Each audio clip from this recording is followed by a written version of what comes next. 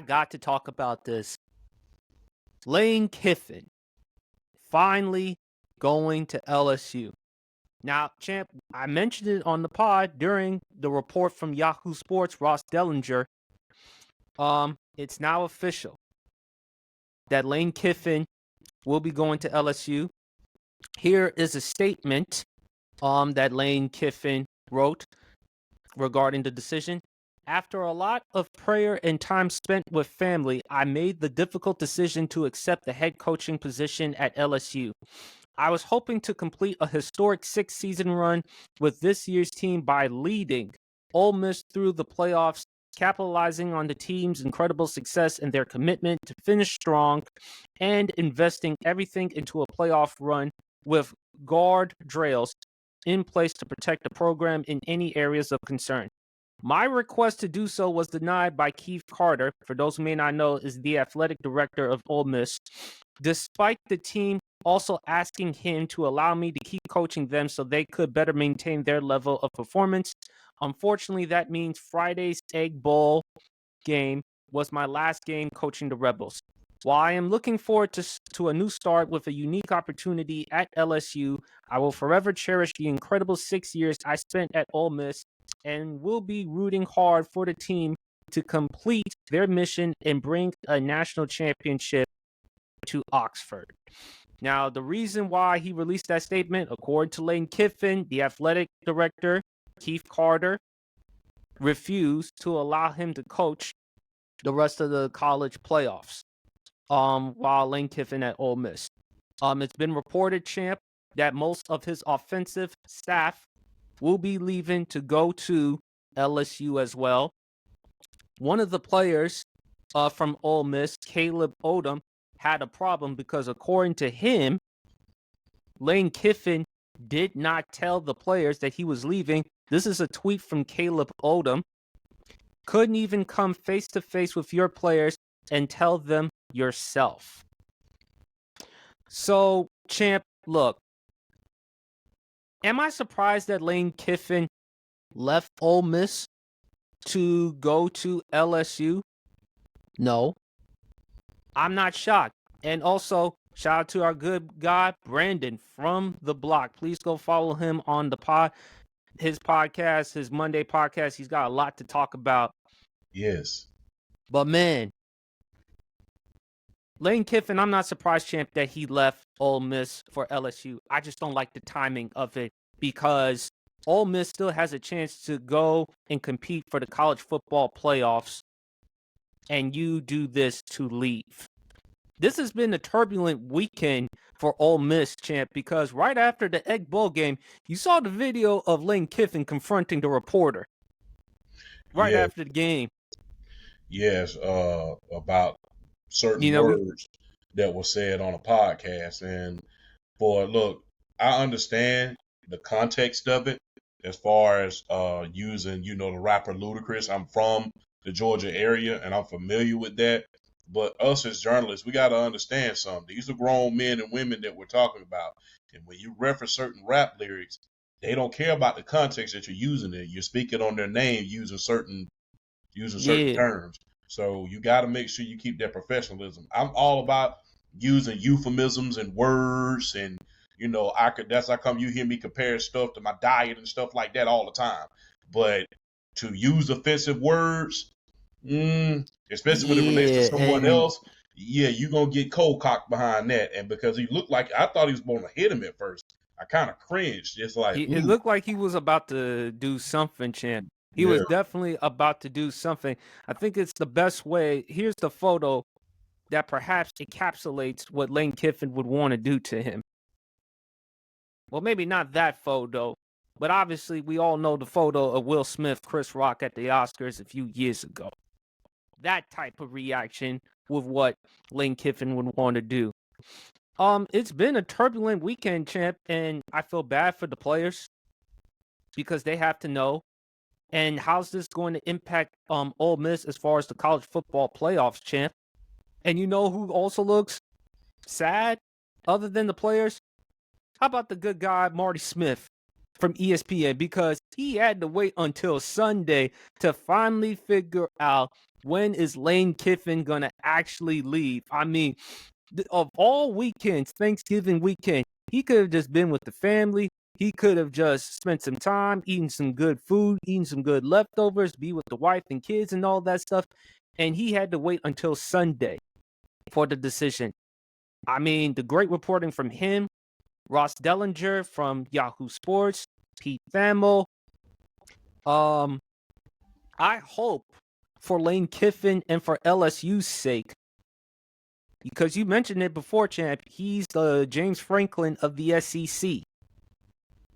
He better at least deliver them a college football playoff appearance, at least an SEC championship appearance, because if he doesn't do anything for LSU, because if you look at the contract that he just got, it's like 7 years for approximately $12 million, making him one of the highest paid coaches in the NFL, in college football. You know, he finishes with what, a 55-19 record at Ole Miss after just 6 years with the program. So, and LSU, they're trying to move on from Brian Kelly because obviously Brian Kelly didn't do that much. And look at the embarrassment of riches that he had, as you mentioned one time before, champ, from Jaden Daniels, from Brian Thomas Jr. to Kyron Lacey, Malik Neighbors. He better get it done. And also, too, we have to wait to see what Keith Carter, the athletic director, has to say regarding Lane Kiffin. The statement regarding Lane Kiffin, according to Lane Kiffin, Keith Carter not allowing him to coach for the playoffs. We have to wait and see. Who knows? Maybe it could be that Ole Miss doesn't want him to coach for the college football playoffs because we all know he's about to leave to go to LSU and the players are about to go to LSU, his recruits. So I don't really have a problem with Lane Kiffin leaving. I just have a problem with the timing. The timing. If this were during the off season, I have no problem with it. But it's during the season. We're this late into the season, and you're doing this. And I don't want to hear, to your point, I don't want to hear about the transfer portal. You know, players are being selfish and all this other stuff. If this is not the epitome of selfishness and, dare I say, unprofessionalism, what is? Because we're about 1 day away from December. We're about to enter the conference championship games, the Big Ten conference championship game, the SEC championship games, the Big 12. And this late into the season, one of the best head coaches in college football is about to leave to go to LSU. Now, again, I hope for LSU it works out for them because you had Brian Kelly for a few years and it didn't pan out. So you hope for Lane Kiffin it works out. I hope, but I would have preferred him finishing the remainder of this season at Ole Miss, and then after the season, if he wanted to move on, move on. But you do this to the players. The players, how are they going to deal with this? How are they going to move on without Lane Kiffin? How are they going to move on from most of the coaching staff? Because most of his offensive staff is going to move on with Ole Miss, with LSU. And plus, who's the interim head coach that will take over for Ole Miss, champ, in the meantime? The defensive coordinator. I'm not familiar with his name at this point. I'll look it up. But in the end, this is unexpected timing. It's a damn shame.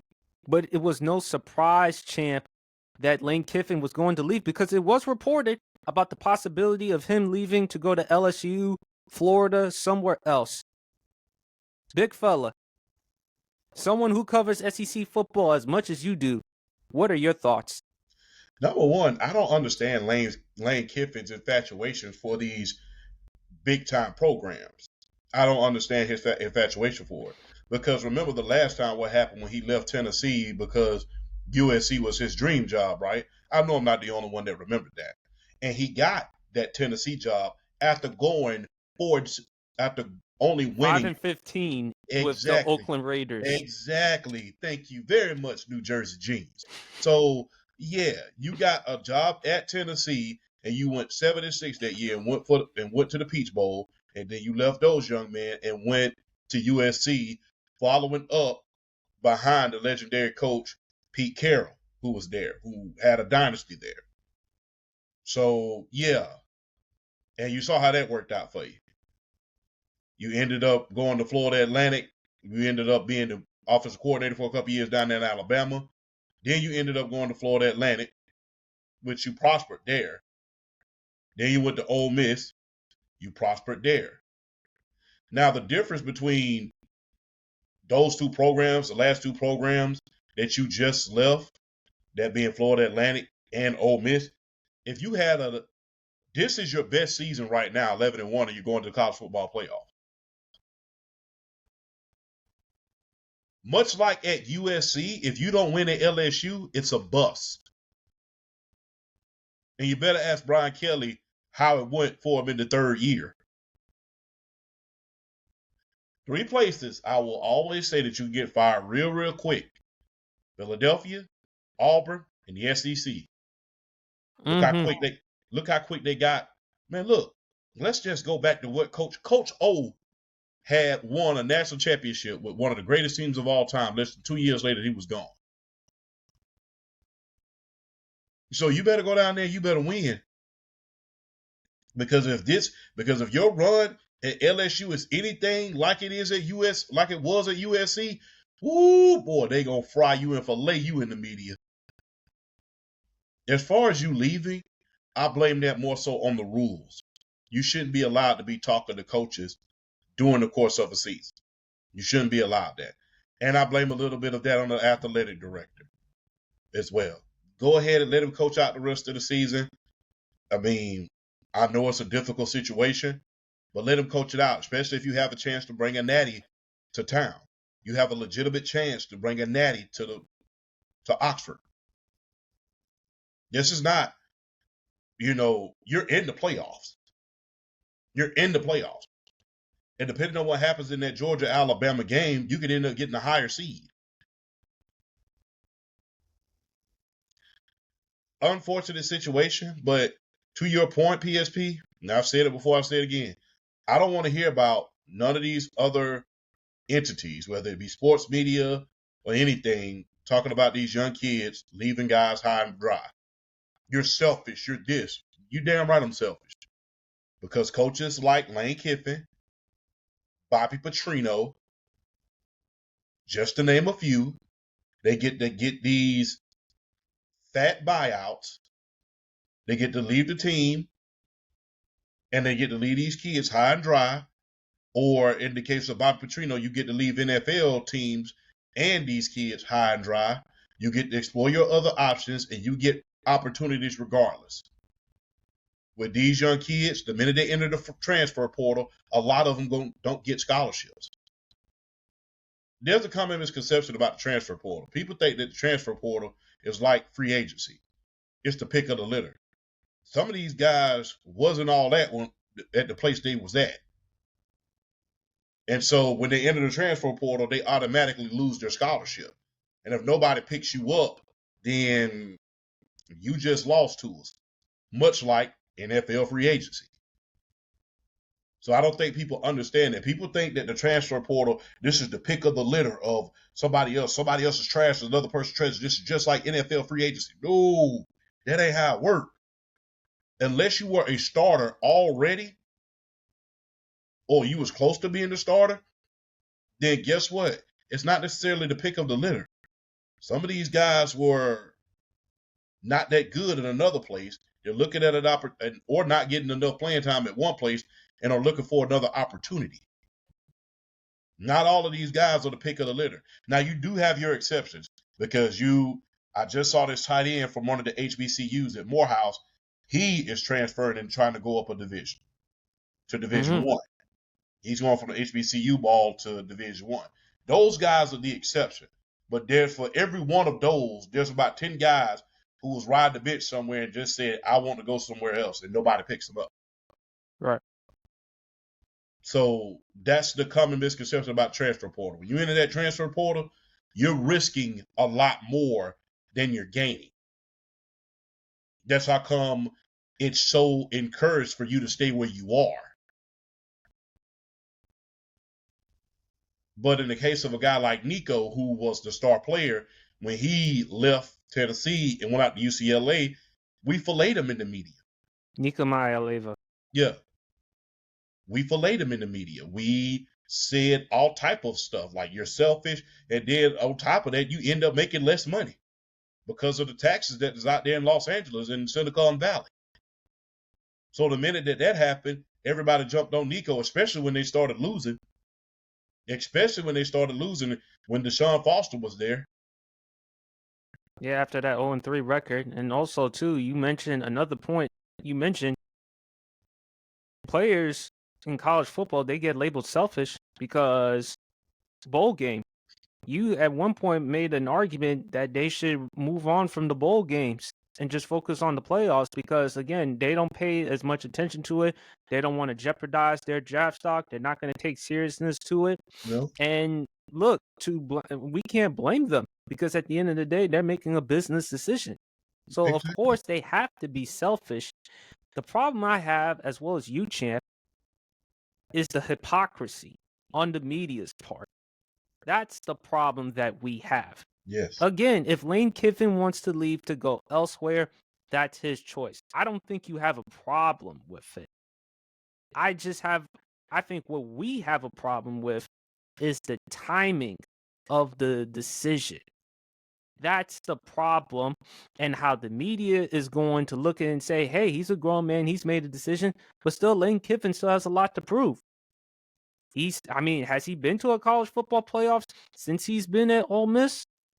No. What? No. This has He been the still first hasn't won one. a national championship. He still has a lot to prove. But meanwhile, wait a minute. When a player makes a decision to enter the transfer portal because things didn't work out for him the previous time, they're labeled immature, selfish, prima donnas. How do you explain this with Lane Kiffin? And how do you explain this with Ole Miss? Turbulence. Yeah, and I don't believe that players should be labeled as selfish. Look, this is not just for the transfer portal. This is not just for them leaving for more money. This is for everybody who's saying, to your point, they're opted out of bowl games. If we don't make it to the college football playoff, then we're opting out of a bowl game. Shout out Jeffrey. Appreciate it. So we're opting out of bowl game. Everybody will say, well, he opted out of bowl games. I remember when that meant something. It's selfish. No, we don't have to. Bowl games don't mean as much as they used to. When you would make a bowl game back in, I'll say 2005, that meant something, especially if it was after Christmas. Now it doesn't mean as much. I'm not about to put my body on the line just so, I can go out there and get hurt in the last game of a bowl game, and then, hey, now I can't go to the scouting combine. And that's not to say that you can't get hurt at the scouting combine. We saw that happen before. Somebody tore their ACL at the scouting combine. But, yeah, I'm not going to throw my body out there and then you got, well, he's selfish. He's selfish. No, I am selfish. You damn right I'm selfish. You damn right. I have to. I'm going to protect my business. My body and my skill is my business, and I'm going to protect my business. And when these young men and young women, because a lot of the young women in women's basketball, you're seeing a lot more. You see a lot more of those beautiful young ladies. They are transferring in college basketball. You're seeing a lot more of that nowadays. No, they're transferred from South Carolina to go to other places because, South Carolina's a powerhouse. But especially with Dawn Staley as the head coach, and yes. Exactly. Dawn Staley, she puts in at least a number 1 overall pick every year. You don't believe that? Just ask Asia Wilson. She's the best player in the league. Where she come from? South Carolina. But I digress. As well as Aaliyah Boston. Yeah. Camilla Cardoza. Mm-hmm. So when those players do that, they're often labeled, or they're selfish. They're not thinking about the program. Look, this program is only loyal as it is as long as I'm here. The minute I leave, they will move on to the next person. It's kind of like a job. Guess what? I will go to my job every single day, but the minute I pass away or I pass out and die, I'm no longer able to work. Guess what? That job is going to be on LinkedIn the very, very next day. And that's what this is. And that's what this is. It's a job. Yeah. Guess what? It's a business. And what you're saying is, and I think it sets bad precedent at a certain point.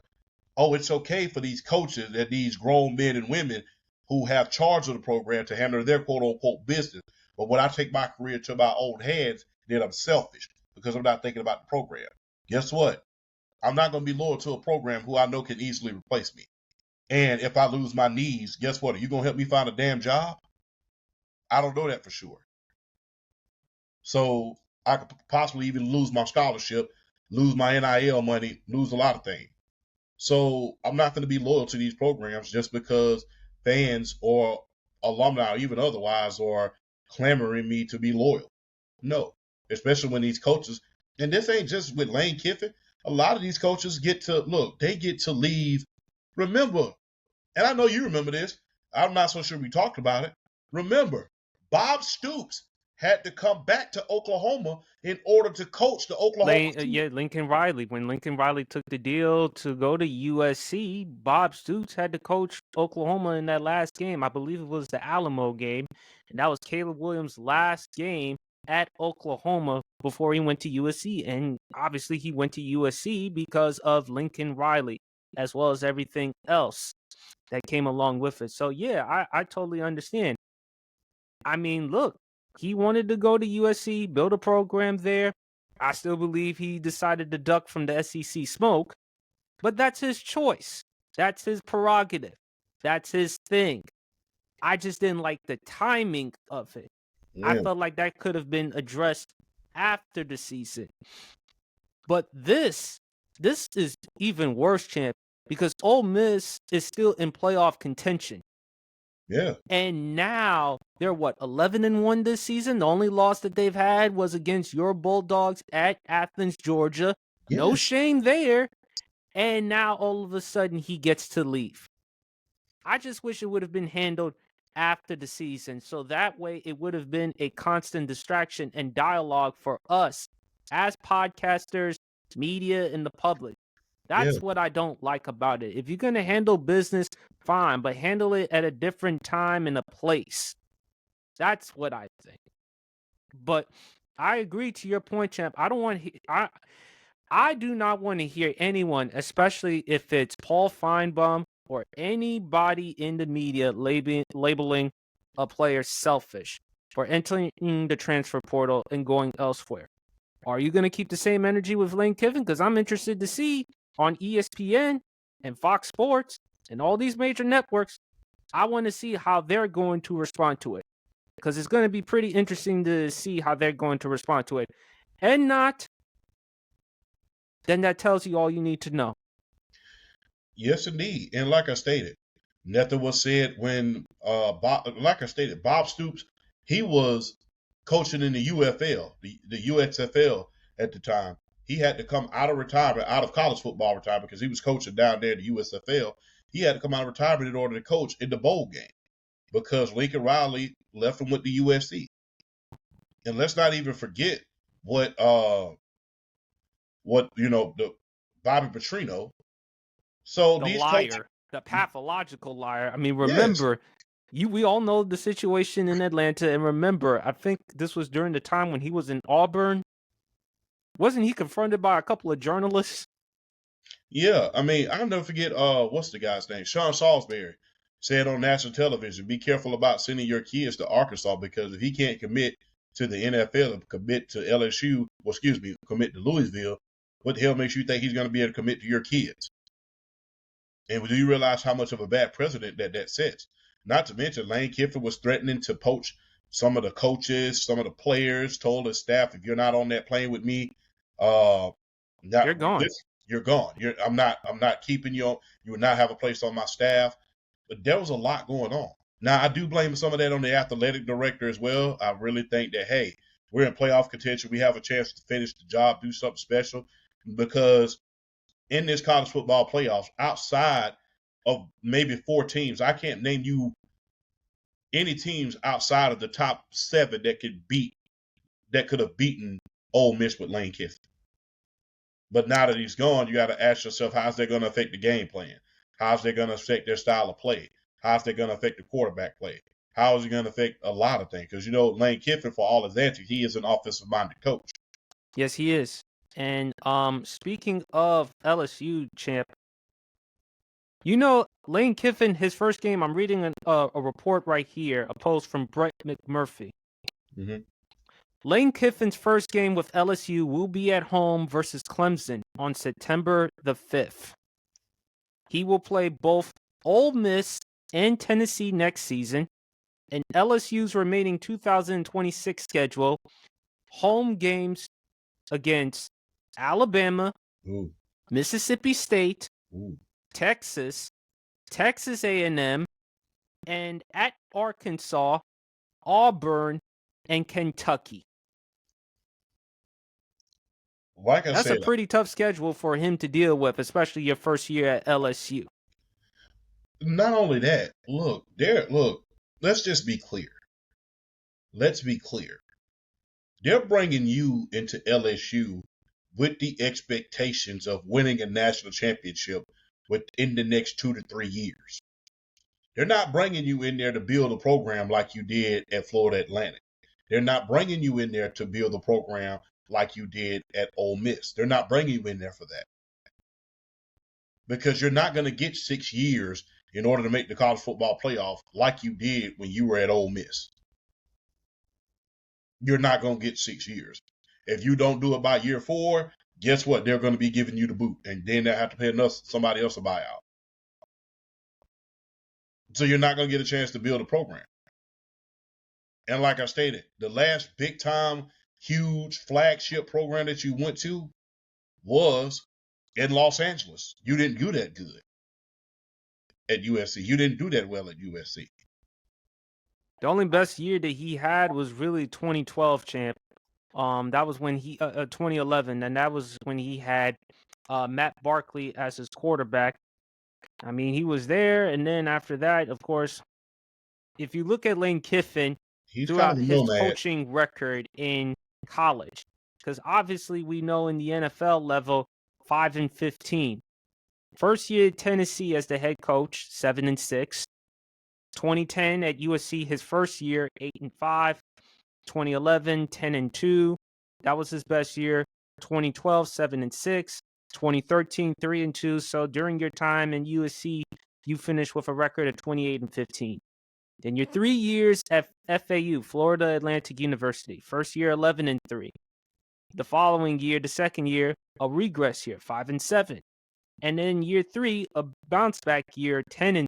So you finish with a total record at FAU of 26-13. As I mentioned, during his time at Ole Miss, he finished with a record of 55-19, 32-17 record against his conference. But Lane Kiffin, they hired you there to at least compete and win for a national championship. Yeah. And you mentioned it before, champ. He's what? The James Franklin of the SEC. And look, James Franklin is in a better situation, I believe, than Lane Kiffin because he is not expected to do much at Virginia Tech. He doesn't have the expectations.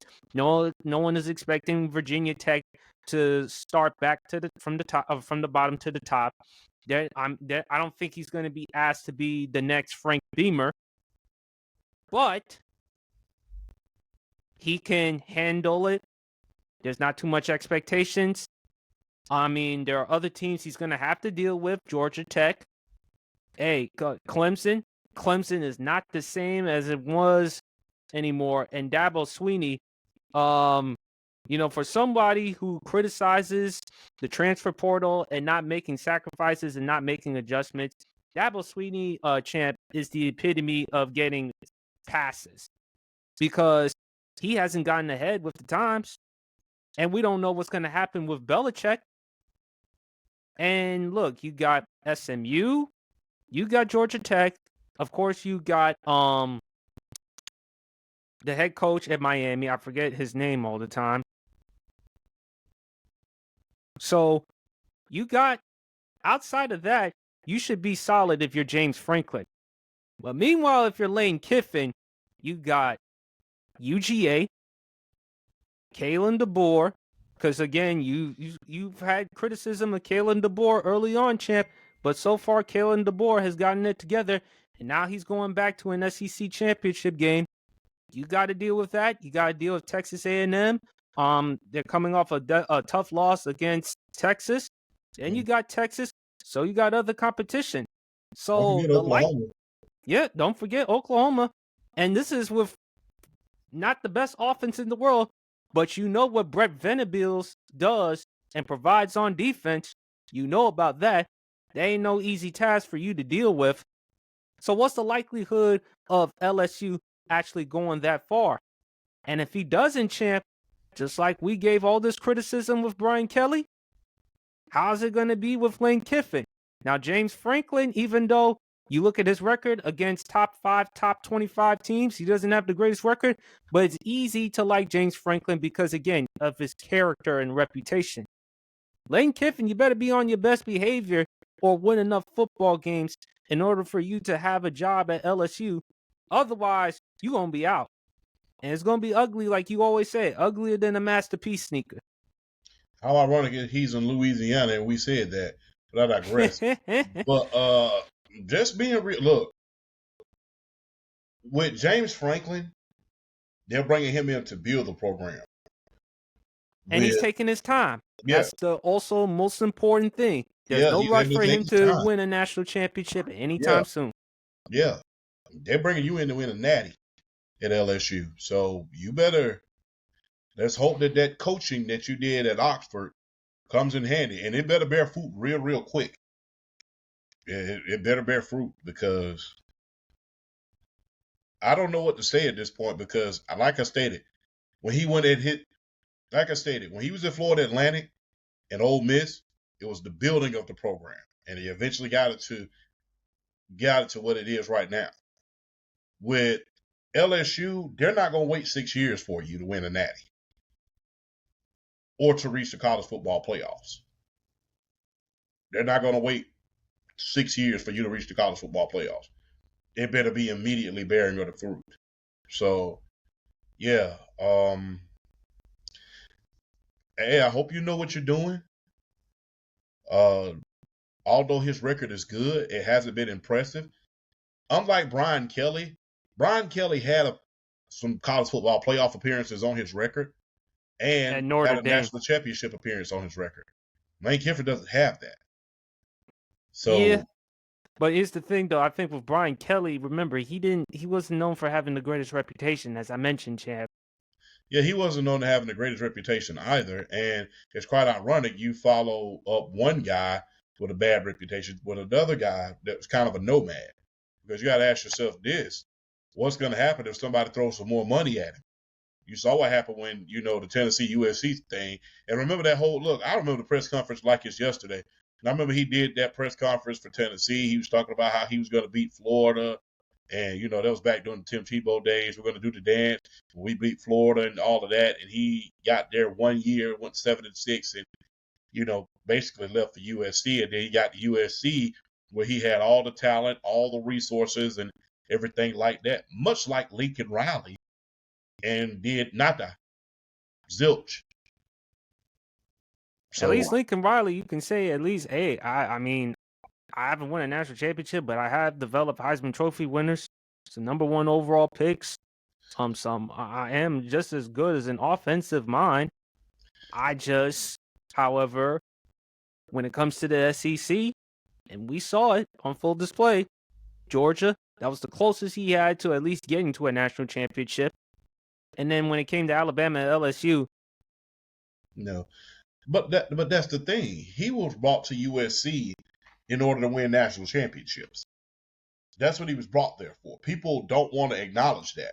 He was brought there in order to win national championship. He also didn't want the SEC smoke, champ. You also know that as well. The thing is, look, it's kind of like, look, I'm going to make an analogy here, but it's kind of like you not wanting to go to it's kind of like you not wanting to go to a swimming pool, but then you end up jumping in the river. I mean, and that's just a kind analogy. That's just a generous way of saying that he contradicted himself. Well, yes, because guess what? I don't want to jump in the pool, but you ended up going to USC, and now they're no longer in the Pac-12. They're in the Big Ten. It's offensive minded, it's offensive dominated. It's You know, you don't Now have to you got have to focus necessary. on the Now defense. you have no. Now your team has to be good. Your whole team has to be good. At Oklahoma, you could get away with before they moved to the SEC. At Oklahoma, you could get away with having a bad defense No, and no, just champ. No, champ. What I mean by that is, in the Pac-12, just like in the Big 12, he could get away because I'm a brilliant offensive mastermind. I don't have to prioritize defense as much. yeah. I don't Now have that to I have have to that. go to the Big 10, I have to prioritize defense. You must, So and that's like the I said, thing. they're worse than. And look, in the Big Ten, it's harder than in the SEC right now because you got to compete with Ohio State. They have a Kirby Smart up there in the form of Ryan Day. And let's not forget Indiana. Yeah, now you have Kurt Signetti. So yeah, there's a lot of big time coaches up there that you're gonna have to compete with, and not to mention Dan Lanning. Dan Lanning is a hell of a coach.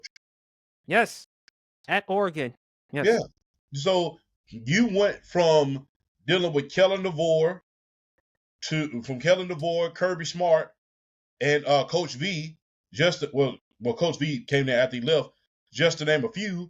To now dealing with, and before James Franklin's left, he was doing a hell of a job. He just so happened to leave. And then don't forget about Coach Sharoni in Michigan. He had a darn good year, for him, for all the controversy that was around Michigan. So you Yeah, went especially from during the jumping, hardball time. But yeah. yeah. So you went from saying I don't want to jump in the pool to jumping in the river, and now you're all money. Do you see Lane Kiffin winning a national championship at any time soon at LSU? I don't think so, because the thing is, Kellen DeVore is still a hell of a coach. We got to take into consideration this. You still haven't left the SEC. That's the thing. You still haven't left the You SEC. decided to go from one team to another team with And high expectations. Yes. And they won a national championship Yes. with not the biggest brand head coach at Ed Oregon. They brought in Brian Kelly, who, if you look at based on accomplishments in Mirror, a big upgrade. But what did it culminate during his time at Nothing. LSU? You only got one Heisman Trophy winner. You only went to one SEC championship game. You got embarrassed in that game against Georgia. And you had an embarrassment amount of talent. Like I mentioned, Jaden Daniels, rest his soul, Karen Lacey, Malik Neighbors, Brian Thomas Jr. When we talk about OSU as far as wide receiver tree, I still believe they're number one. But LSU wide receiver tree ain't shabby either. No, indeed not. So my thing is with Lane Kiffin, he'll probably get by because of how great he is as an offensive mind, champ. And LSU wants to get offensive talent. But unless you completely change that program and get to some college playoff appearances, it's going to be tough for you to handle. So I don't know about him winning a national championship. Being decent at least, but LSU is just tired for being decent. They want natties. Yeah. They want to be in the same conversation with Bama or right now with Ohio State with the new playoff system. And if they are stuck with just decent or a slight improvement, they look at that as failure, regardless. Exactly. The thing is, you left Ole Miss, but you still haven't left the SEC. You still have to deal with Alabama every single year. You still have to deal with Kirby Smart every single year. And those are just two guys at the top end. You could outcoach them when you was at Ole Miss.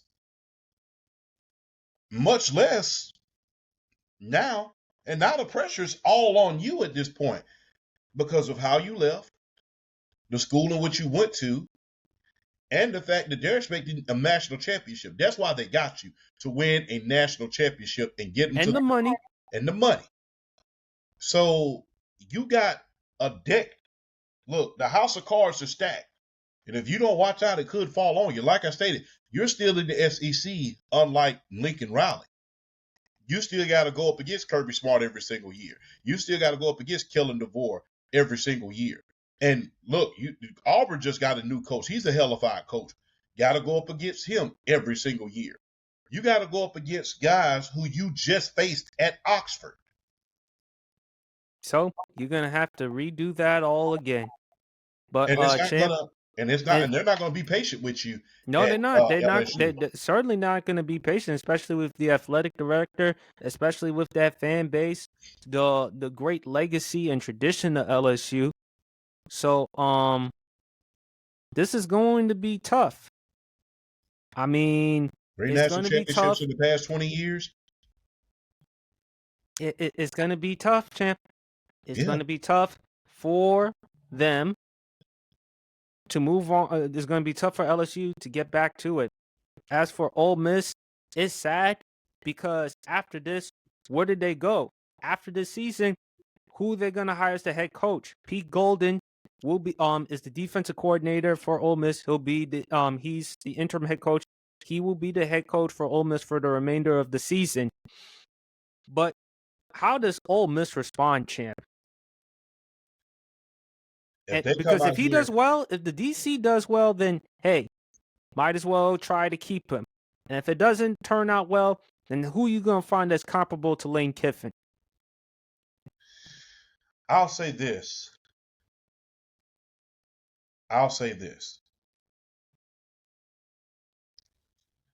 If they come out there and win, in the great words of what's that movie, Field of Dreams, they come out there and win the whole damn thing, That would be a hell of a college. That would hell be a sports story there'll be a hell of a sports story. But that's even going to ante it up even more. for Because Lane now Kiffin you to got deliver. to win. Now, people are going to say, well, that was Lane Kiffin's team. No, you left. I understand it was your team, but you left. And now the players are not too happy about that. So, I mean, look, whether they go from here, if they can win at least one college football playoff game, that will validate a little bit of something. But you can rest assured it's lighting the fire up at these players. It's lighting the fire up under these players to say, look, let's just win without him. He might be gone, but the talent is still here. But it's just unfortunate for those players. For this is an opportunity to do something that I don't think has ever been done in Ole Miss's history. I mean, think about the players who came through Ole Miss. Archie Manning Sr. himself, Patrick Willis, Eli Manning, Quinshawn Jenkins, those type of guys, and they've never won a natty. Think about that for a minute. At one point, look, people don't understand this, but at one point, Patrick Willis and Eli Manning was on the same team.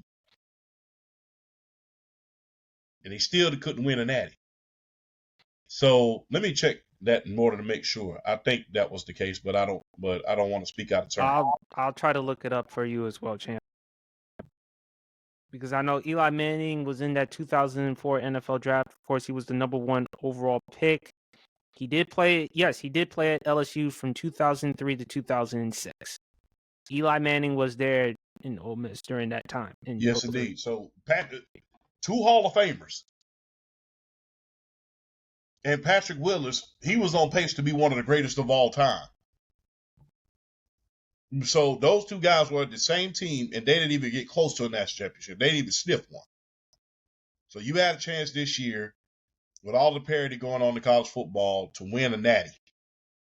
And like I stated, all the blame doesn't go on Lane Kiffin, because you can, at a certain point, even in the NFL, coaches do get other jobs. We saw Kyle Shanahan get a job from the San Francisco 49ers, right before the Super Bowl. But you could have let him finish it out. So all of this doesn't lie on Lane Kiffin. Some of it lies with, the athletic director, Keith Carter, and also Ole Miss. You should have let him just say, hey, look, finish out the season, finish your obligation, and then, you know what, let's just leave gracefully. So that way, it would have been a PR nightmare. Yes, that way it wouldn't have been a PR nightmare. So all of this, I place a lot of that on him, a lot of that on them as well. I think 60% of it, because you had say in it, although he took another job. The thing is, he could take another job and still be the coach for the remainder of the year. Like I stated, we've seen it before. We've seen coaches say, hey, I'm going to leave next year, but hey, I'm going to finish out this year. Let's go win some games. So